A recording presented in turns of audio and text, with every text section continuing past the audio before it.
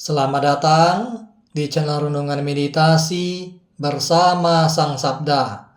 Channel ini berisi renungan singkat meditasi Kristiani yang berbasis iman Katolik. Topik kita hari ini adalah bagaimana menjadi bijaksana. Renungan ini merupakan refleksi dari Injil Lukas 16 ayat 19 sampai 31. Untuk itu, mari kita dengarkan dulu Injil tersebut.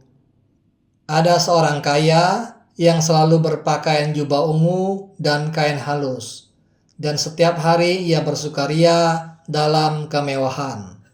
Dan ada seorang pengemis bernama Lazarus, badannya penuh dengan borok, berbaring dekat pintu rumah orang kaya itu, dan ingin menghilangkan laparnya dengan apa yang jatuh dari meja orang kaya itu. Malahan anjing-anjing datang dan menjilat boroknya. Kemudian matilah orang miskin itu, lalu dibawa oleh malaikat-malaikat ke pangkuan Abraham. Orang kaya itu juga mati, lalu dikubur. Dan sementara ia menderita sengsara di alam maut, ia memandang ke atas dan dari jauh dilihatnya Abraham dan Lazarus duduk di pangkuannya. Lalu ia berseru, katanya, "Bapa Abraham, kasihanilah aku. Suruhlah Lazarus supaya ia mencelupkan ujung jarinya ke dalam air dan menyejukkan lidahku, sebab aku sangat kesakitan dalam nyala api ini." Tetapi Abraham berkata, "Anak, ingatlah bahwa engkau telah menerima segala yang baik sewaktu hidupmu, sedangkan Lazarus segala yang buruk. Sekarang ia mendapat hiburan dan engkau sangat menderita. Selain daripada itu, di antara kami dan engkau terbentang jurang yang tak terseberangi, supaya mereka yang mau pergi dari sini kepadamu ataupun mereka yang mau datang dari situ kepada kami tidak dapat menyeberang." Kata orang itu, "Kalau demikian, aku minta kepadamu Bapa, supaya engkau menyuruh dia ke rumah ayahku. Sebab masih ada 5 orang saudaraku, supaya ia memperingati mereka dengan sungguh-sungguh, agar mereka jangan masuk kelak ke dalam tempat penderitaan ini." Tetapi kata Abraham, "Ada pada mereka kesaksian Musa dan para nabi. Baiklah mereka mendengarkan kesaksian itu." Jawab orang itu, "Tidak Bapa Abraham, tetapi jika ada seorang yang datang dari antara orang mati, kepada mereka akan bertobat." Kata Abraham kepadanya, "Jika mereka tidak mendengarkan kesaksian Musa dan para nabi, mereka tidak juga akan mau diyakinkan sekalipun oleh seorang yang bangkit dari antara orang mati." Demikianlah sabda Tuhan. Syukur kepada Allah.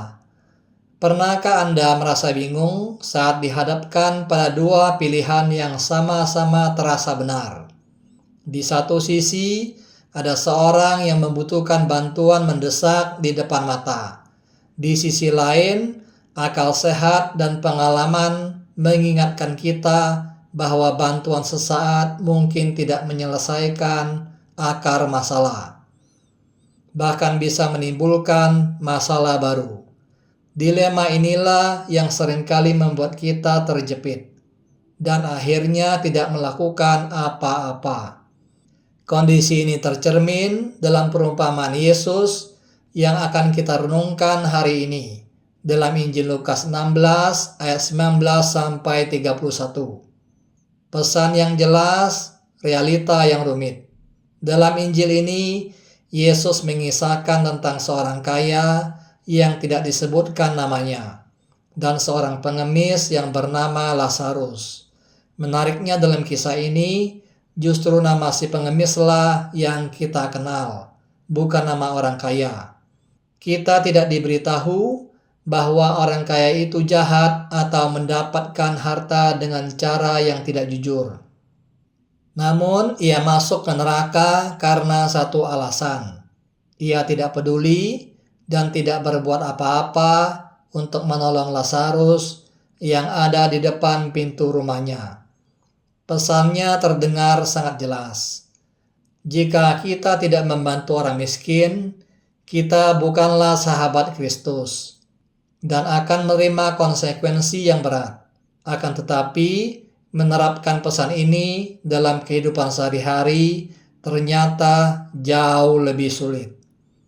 Jika kita membuka pintu untuk membantu setiap orang yang datang, bisa jadi akan ada antrian panjang setiap hari, menyita seluruh waktu dan energi kita.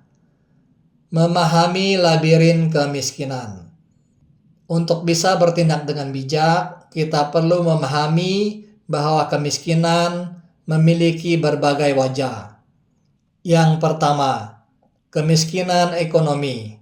Ini adalah bentuk yang paling terlihat, yaitu ketika seseorang tidak punya cukup uang untuk memenuhi kebutuhan dasar seperti makanan, obat-obatan, dan biaya sekolah.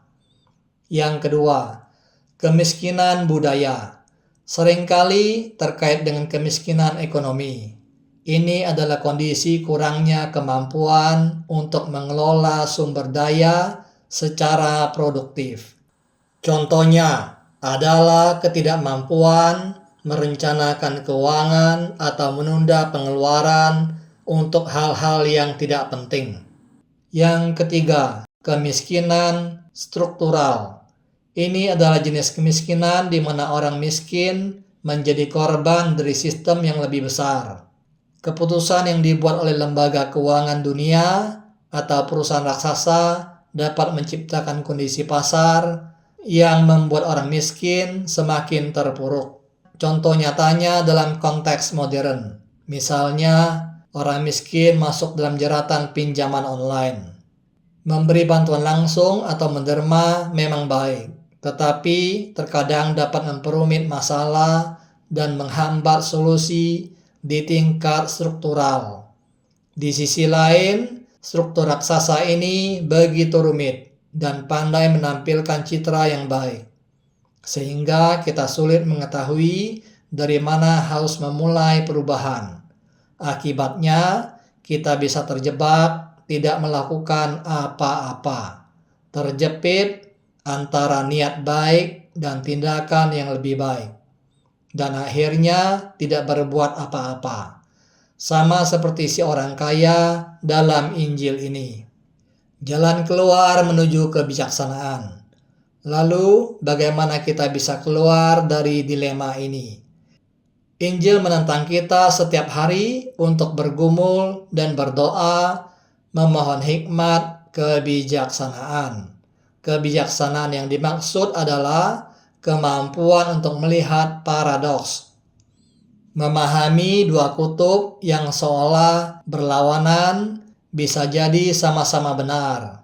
Kebijaksanaan sejati ini seringkali hanya bisa ditemukan dalam keheningan dan dalam perenungan mendalam saat kita berhasil melampaui kebuntuan cara berpikir kita.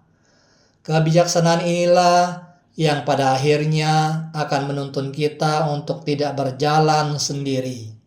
Ia seringkali memberi isyarat agar kita bergabung dengan orang lain yang juga berusaha membantu orang miskin dengan cara yang lebih mendalam dan berkelanjutan.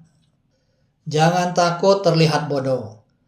Jangan sampai kita menjadi seorang bodoh tetapi tidak merugikan siapapun, kalau sekali-kali diperolok demi Kristus. Kalimat ini dapat diartikan sebagai sebuah ajakan untuk berani bertindak karena iman. Meskipun tindakan itu mungkin dianggap bodoh atau naif oleh dunia. Diperolok demi Kristus artinya tindakan kita yang didasari oleh belas kasih dan iman mungkin akan dicemooh atau dianggap tidak praktis oleh orang lain. Seorang bodoh tetapi tidak merugikan siapapun.